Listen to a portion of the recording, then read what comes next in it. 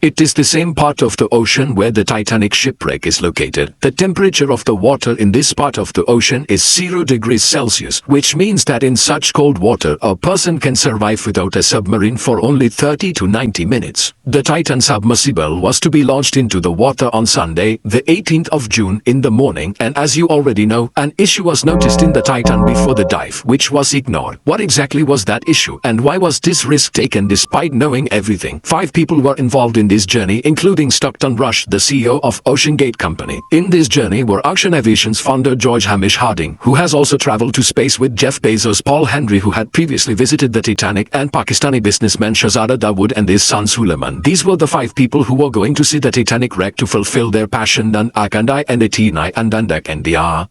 After sinking in 1912, the Titanic was discovered 73 years later in 1985. After sinking in 1912, the Titanic was discovered 73 years later in 1985. Ship experts from different countries approached the Titanic dozens of times.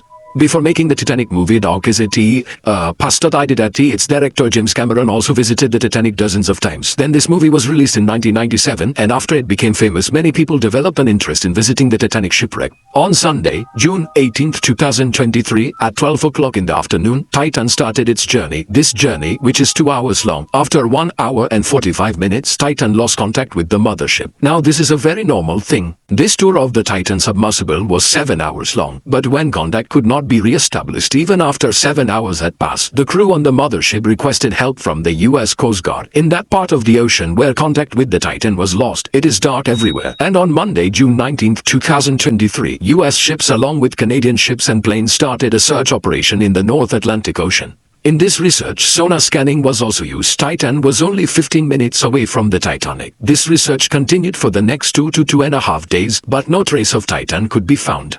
On Wednesday, the 21st of June, at 6 o'clock in the morning, the search team recorded some sounds from the depths of the water. These sounds were heard with the help of underwater radar. As soon as they were heard, the ROV was sent in the direction of the sound, but this also failed and no news of the Titan was found. The submarine had 96 hours, that is 4 days worth of oxygen, out of which 3 days had passed. On Thursday, June 22nd, the ROV was sent again near the Titan's wreck. What was seen afterward was to be remembered forever. At 3:48, the ROV saw a part of the Titan lying 1,600 feet away from the Titanic's wreck. The debris of the submersible that went to see the Titanic's wreck was now being shown in news worldwide. So, da penin editins hat this?